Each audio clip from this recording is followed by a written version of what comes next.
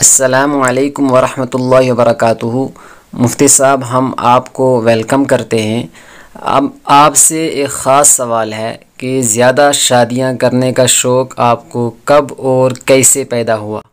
یہ سن 2004 میں مجھے شادیوں کا شوق پیدا ہوا ہے۔ اس وقت آپ کی عمر کیا ہوگی؟ میری عمر تھی، آپ 2004 میں کتنی عمر ہونی چاہیے؟ اگر میں ابھی 43 کا ہوں تو آپ سوچ لیں 2004 میں کتنا ہوں گا میں۔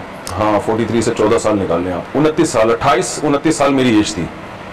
مجھے یہ شادیوں کا جنون ایسے چڑھا کہ الحمدللہ میں سوچتا بہت تھا، یعنی کسی بھی چیز کو نا منطقی انداز میں سوچتا تھا۔ مدرسے میں جب اسکول پڑھتا تھا نا، مجھے لڑکے سائنسدان کہتے تھے تو سوچتا بہت تھا میں۔ تو ایسے ہی مجھے ہمارے خاندان میں لڑکیوں کے نکاح میں مشکلات تھیں بہت زیادہ، سبھی جگہ ہیں۔ لڑکیاں والے ہو گئی ہیں، عمریں لمبی ہو گئی ہیں، طلاق ہو گئی تو اس کی شادی نہیں ہو رہی، بیوہ ہو گئی تو سوال ہی پیدا نہیں ہوتا۔ تو میں سوچتا تھا اس پہ کہ یار یہ کیا وجہ ہے کہ یہ ان کی شادیاں نہیں ہوتی ہیں، وجہ کیا ہے؟ قرآن مجید کی آیت ہے اِنَّا كُلَّ شَيْءٍ خَلَقْنَاهُ بِقَدَرٍ۔ کہیں سے سرا مل جائے نا آپ کو تو پھر وہاں سے، جیسے کوئی اچھا حکیم یا ڈاکٹر کہتے ہیں نا، مرض کی ہم نے جو اصل وجہ تھی وہ پتہ چل گئی ہے۔ آپ کے سر میں درد ہو رہا ہے، پیناڈول کھا رہے ہیں، سر میں درد ٹھیک ہو جائے گا، لیکن سر میں درد ہو کیوں رہا ہے؟ تو اکثر علماء سے میں پوچھتا تھا یہ کیا مسئلہ ہے کہ ادھر بھی طلاق یافتہ، ادھر بھی کنواری، کسی کی بیٹی پیدا ہو جائے تو وہ پریشان، اور یہ سارے مسائل کیوں ہو رہے ہیں؟ تو وہ کہتے ہیں جہیز کی لعنت ہے، اور معاشرے میں دیر سے شادیوں کا رجحان ہے، اور بیاہی وغیرہ وغیرہ اس طرح کی باتیں۔ یہ ایسے ہی ہے جیسے آپ کہیں یہ پریشان اس لیے کہ اس کے سر میں درد ہے، لیکن وہ یہ نہیں دیکھ رہے کہ سر میں درد کیوں ہے، یہ جہیز کی لعنت کیوں ہے۔ تو میں اس پہ غور کرتا تھا۔ مجھے یاد، آپ میرے دوستوں سے پوچھ لیں، میں ان کا سر کھاتا تھا، میں بٹھا کے ان سے بحث کرتا تھا، یار اس پہ بات کرو، یہ کیوں ہے، جہیز کی لعنت کیوں ہے، بارات کیوں ہے، اور یہ مسائل کیوں ہے معاشرے میں، دیر سے شادی کا رجحان کیوں ہے۔ یہ الیکٹرانک میڈیا تو یوٹیوب وغیرہ تو اب آیا ہے نا، ڈرامے فلمیں تو ہمیشہ سے دیکھے جا رہے ہیں، اور دوستیوں کا ماحول اور یہ سب چیزیں تو ہمیشہ سے ہیں، لیکن ایک دم اتنا کیا ہو گیا کہ ہمارے باپ داداؤں نے کبھی وہ جو بتاتے ہیں، ہم نے ایسی لڑکیوں کی مشکلات نہیں سنی تھی جو اب ایک دم سے ہو گئی ہیں۔ تو میں نے کہا یہ جہیز ویز جو ہے نا، یہ کسی اور بیماری کے سبب سے آیا ہے، یہ اصل یہ نہیں ہے۔ تو قرآن مجید میں اللہ تعالیٰ کا ارشاد ہے اِنَّا كُلَّ شَيْءٍ خَلَقْنَاهُ بِقَدَرٍ، ہم نے ہر چیز کو ایک اندازے سے پیدا کیا ہے۔ میں نے اس آیت پہ غور کیا، میں نے کہا کیا یہ ممکن ہے کہ ایک طرف اللہ کہہ رہے ہے کہ 4 نکاح کرو، اور ایک طرف اللہ کہہ رہا ہے میں نے ہر چیز کو ایک اندازے سے پیدا کیا ہے؟ تو یقیناً عورت اسی اندازے سے پیدا ہوئی ہے جس اندازے سے اللہ نے مرد کو نکاح کی ترغیب دی ہے۔ پھر میں نے اس میں مطالعہ کیا میڈیکل سائنس کا، وہ کیا کہتی ہے۔ یورپ کے تمام ڈاکٹر اس بات پر متفق ہیں کہ مرد میں سیکسول ڈیزائرز عورت سے زیادہ ہیں۔ میں نے کہا یہ ہو نہیں سکتا کہ مرد میں ڈیزائر زیادہ ہوں اور عورتیں کم پیدا ہوں۔ اب جب ریسرچ کی تو مرد اور عورت کی جو آبادی کا ریشو ہے تقریباً برابر ہے وہ۔ میں نے کہا یہ بات بھی سمجھ میں نہیں آتی کہ اللہ عورتیں زیادہ بھی پیدا نہیں کر رہے، کچھ نہ کچھ ہے، یعنی اسلام تو غلط نہیں ہو سکتا، فطرت اللہ التی فطر الناس علیہا۔ تو ان دنوں میں اسلامک بینکنگ بھی کچھ پڑھ رہا تھا۔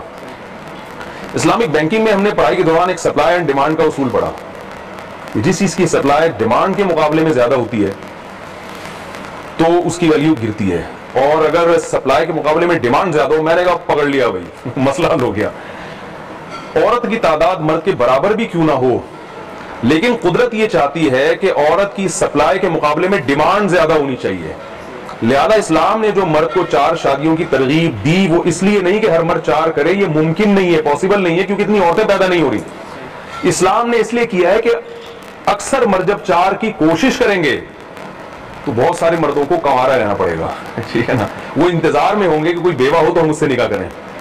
اور مردوں میں حادثات کا تناسب، موت کا تناسب خواتین سے زیادہ ہے۔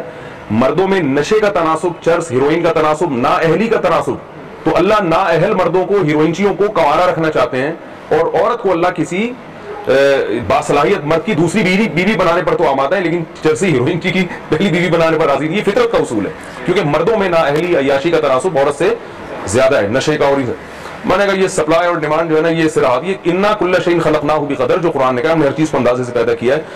اب میں علماء سے بحث کرتا تھا، بات کرتا ہوں، بحث کیا یعنی ان سے جو یعنی میرے لیول کے تھے، وہ کہتے ہیں یہ ہے یہ۔ میں نے کہا یار یہ جو جہیز ہے نا، یہ مجھے انعامی اسکیم لگتا ہے کہ جب آپ کے ہاں پیپسی کی بوتلیں زیادہ ہو جاتی ہیں نا، کمپنی کے پاس پینے والے نہیں ہوتے، تو پیپسی والے کہتے ہیں 4 بوتلیں پر 1 مفت۔ تو اصل میں لڑکیوں کے لیے مشکلات ہیں، رشتے آتے نہیں ہیں، تو یہ شروع یہاں سے ہوا ہے، شادی کر لو ڈبل بیڈ مفت، ٹھیک ہے نا، گاڑی مفت، اور اب تو ہندوستان میں جو ہے نا باقاعدہ چیک دیے جا رہے ہیں. تو تاریخ کا میں نے مطالعہ کیا, پتا چلا کہ ہندوؤں کے ہاں بھی جہیز اس وقت شروع ہوا ہے جب ایک بیوی کا نظام آیا ہے, ورنہ ہندوؤں کے ہاں بھی 100 بیویاں رکھنے کا رواج تھا, اس وقت جہیز کا تصور نہیں تھا. تو یہ جہیز بھی ہندوستان میں جو آیا ہے ہندوؤں کے ہاں, وہ اس وجہ سے آیا کہ ان کے ہاں ایک بیوی کا نظام ہے, کیونکہ ہر عورت کو مرد چاہیے, مرد کو بھی عورت چاہیے, اور عورت کو مرد کی ضرورت مرد سے زیادہ ہے, لہذا وہ مجبور ہے. تو اسلام نے تو مہر کا نظام دیا نا کہ تم پیسہ خرچ کرو. تو یہاں سے میں نے غور کرنا شروع کیا, اور اتنا میں اس میں بحث کرتا تھا, 3 4 سال ایسے بھی ہوتا تھا. رات کو ایک مولانا صاحب کو میں نے پکڑ لیا, میں نے اس کا جواب دو, وہ یعنی سبھی میرے خلاف ہو گئے تھے نا, یار کیا باتیں کر رہے ہیں. حضرت مولانا حسن شبوری صاحب شہید رحمہ اللہ تعالیٰ, ان کا مشہور واقعہ, مجھے انہوں نے بلایا, انہوں نے کہا کہ میں احیاء سنت کے نام سے ایک ادارہ کھول رہا ہوں, میرے پاس لڑکیوں کے میسیجز, کالز, ان کے والدین کے خطوط کے, شادی نہیں ہو رہی, ہر ایک کا کہہ رہے ہیں یہی مسئلہ بنا ہوا ہے. تو میں جو ہوں نا, آپ کو میں ایک ادارہ کھول رہا ہوں, اور آپ بھی تقریریں کریں, بیان کریں, آپ کا بھی ایک حلقہ ہے, اور اصل وجہ ہے کہ بغیر جہیز کے شادیاں لوگ کرتے نہیں ہیں. تو میں چاہ رہا ہوں کہ کچھ ایسے لڑکوں کو جمع کروں جو بغیر جہیز کے شادی پہ آمادہ ہو جائیں, تو آپ جہیز کے خلاف مہم چلائیں. میں نے کہا نہیں چلے گی. میں نے کہا حضرت پہلی بات تو یہ ہے کہ جو لڑکیاں جہیز تیار کر کے بیٹھی ہیں, پہلے ان کا سروے کریں ان کی کون سی ہو رہی ہے. آپ کی تحریک سے کچھ ایسی لڑکیوں کی شادیاں ہو گئیں جو جہیز نہیں ہے جن کے پاس, وہ رہ جائیں گی جنہوں نے جہیز بھی تیار کر کے رکھا ہوا ہے, تو وہ ان کے ساتھ مسئلہ خراب ہو جائے گا. پھر میں نے ان کا شہد کا بڑا بزنس تھا, تو پھر میں نے ان کو بتایا, میں نے کہا دیکھیں گرمیوں میں شہد کے ریٹ کم ہوتے ہیں, خریدنے والے نہیں ہوتے, ڈیمانڈ وہ پورا. ان سے گپ شپ ہوئی میری, انہوں نے بڑی لمبی سامنے یار بڑی منطقی بحث ہے, اور یہ فی الحال یار اتنی ہم 4 شادیوں کی ترغیب نہیں چلا سکتے, آپ ایسا کریں جہیز کے خلاف ذرا بیان کیا کریں. میں نے کہا حضرت میں نہیں کروں گا, ٹھیک ہے میں بیان کروں گا جہیز کے خلاف, لیکن وہ اس سے یہ آپ کا سیٹ اپ چلے گا نہیں, اور آپ چلائیں اس تحریک کو, یہ بالکل بھی کامیاب ہونے والی نہیں ہے جو آپ کر رہے ہیں. 3 مہینے انہوں نے شادی دفتر کھولا, فری شادیاں کرانے کا انہوں نے انتظام کیا, کہ بھئی ترغیبی بیانات کیے کہ جو نوجوان غریب لڑکیوں سے, بیوہ لڑکیوں سے شادی کرنا چاہتے ہیں اور بغیر جہیز کے وہ نام لکھوائیں.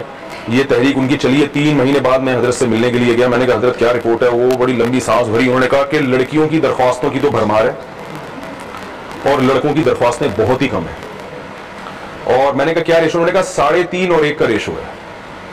اور انہوں نے کہا کہ جو لڑکیاں ہیں وہ ایجوکیٹڈ, ایم اے پی ایچ ڈی, ایک سے خوبصورت اچھے خاندان کی, اور لڑکے انتہائی نکھٹو قسم کے. میں نے کہا درخواست دے کے جو شادی کرے گا نا وہ وہی ہوگا جس کو محلے میں, خاندان میں کوئی گھاس ڈالنے کے لیے تیار نہیں ہے, کیونکہ محلے میں, خاندان میں اگر کوئی ایجوکیٹڈ لڑکا ہے, محلے والے, خاندان والے اس کو نہیں چھوڑیں گے. لڑکیاں خود نہیں چھوڑتی کہ بھئی یہ اس کو کسی طرح سیٹ کرو, کوئی نہیں چھوڑے گا. میں نے کہا وہ آپ کے پاس تھوڑی آئے گا. میں نے کہا حضرت میں نے پہلے عرض کر دیا تھا یہ اس کا حل نہیں ہے. خیر الحمدللہ وہ بھی, پھر میں نے اس دوران میں کتاب بھی لکھ رہا تھا اس تعدد زوجات کے موضوع پر. وہ کتاب انہوں نے پڑھی تو انہوں نے اس پہ تبصرہ لکھا کہ میں نے اس موضوع پر ایسی کتاب آج تک نہیں پڑھی ہے. خود بہت بڑے رائٹر تھے وہ, بڑی اچھی تقریر لکھی انہوں نے اس کتاب پر. پھر انہوں نے خود بھی دوسری شادی کی. ٹھیک ہے, تو یہ ہے بہت ہی میں نے مختصر بیان کیا ہے. تو یہ تو ایسا ٹاپک ہے میں 6 گھنٹے بول سکتا ہوں اس میں نے خود بھی پھر نکاح کی, اور میں نے بہت یعنی اس میں قربانی دی ہے. لوگ مجھے تانے دیتے ہیں کہ 3 شادیاں کر کے بیٹھا ہوا ہے اور بڑے مزے کی زندگی ہے, ایسا نہیں ہے. بہت بڑا جہاد ہے یہ. مجھے یاد ہے جب میں نے دوسری شادی کی تھی تو میرے ساتھ کیا ہوا, بلکہ شادی سے پہلے کیا ہوا, اور تیسری کی تو کیا ہوا. یہ بہت, لیکن علماء یہ کہتے تھے کہ اس زمانے میں نہیں ہو سکتا. میں نے کہا دیکھیں جب ایک مصیبت آئی ہو اور آپ کے پاس اس کا کوئی حل نہ ہو, ایک ہی حل متعین ہے, تو آپ کو وہ کام تو کرنا ہے. باقی اس میں جو مشکلات ہیں ان کے بارے میں غور کرنا چاہیے کہ اس کو کیسے دور کیا جائے. اس کے علاوہ آپ کے پاس کوئی آپشن ہے نہیں, یہ تو کرنا ہی کرنا ہے. کیونکہ اگر آپ نے یہ نہیں کیا تو اگلی نسل میں یہ مشکلات اس سے بھی زیادہ ہوں گی, اور ایک نکاح کا رواج بھی آہستہ آہستہ, کیونکہ لڑکوں کو جب یہ زنا کے چسکے لگیں گے نا اور لڑکیاں مجبور ہو کے گھروں سے بھاگیں گی تو ایک شادی بھی نہیں ہوگی. اور دیکھ لیں اب ایک بھی نہیں ہو رہی, 40 سال تک لڑکے گھوم رہے ہوتے ہیں, کیونکہ ان کو پتہ ہے ہر عمر کے کسی بھی حصے میں مل جائے. مفتی صاحب آپ نے ترغیب تو دی, لیکن ساتھ میں آپ نے یہ بھی کہا کہ یہ مشکل اور ٹف کام ہے. جی میں تو لوگوں سے کہتا ہوں کہ وہ اکثر میں واقعہ سناتا ہوں. ایک صاحب میرے پاس آئے اور کہنے لگے کہ یار وہ مفتی صاحب آپ سے میں کب سے ٹائم لے رہا ہوں, تو مجھے ہوٹل میں لے گئے, دودھ پتی منگوائی انہوں نے, ہمارے بڑوں میں سے تھے, تو میں نے بھی ان کو میں نے کہا ٹھیک ہے ملتے ہیں. کہنے لگے یار آپ کا بڑا تجربہ ہے شادیوں کا, تو میں بھی کرنا چاہتا ہوں. تو میں نے کہا دیکھیں جی مختصر بات ہو, ٹو دا پوائنٹ ہو, وقت آپ کے پاس بھی نہیں, میرے پاس بھی نہیں ہے, لمبی چوڑی تقریریں نہیں. تو کہتے ہیں کیا مختصر ہو, میں نے کہا بھائی ثواب کی گارنٹی ہے, حالات کی کوئی گارنٹی نہیں ہے. ثواب نہ ملے قیامت میں میرا گریبان پکڑنا بہت نیکی کا کام ہے، حالات کی کوئی گارنٹی نہیں ہے. اس نیت سے اتنی ہمت ہے تو کولو میں سر دیں، نہیں ہے تو روتے ہوئے نہیں آنا یہ کیا ہو گیا. کریں ضرور، ہمت کرنی پڑے گی، لیکن حالات کی کوئی گارنٹی نہیں ہے. تو جہاد سمجھ کے کریں، ضرورت ہے معاشرے. بہت بہت شکریہ مفتی صاحب، آپ تشریف لائے اور آپ نے وقت دیا. انشاءاللہ پھر آپ سے ملیں گے.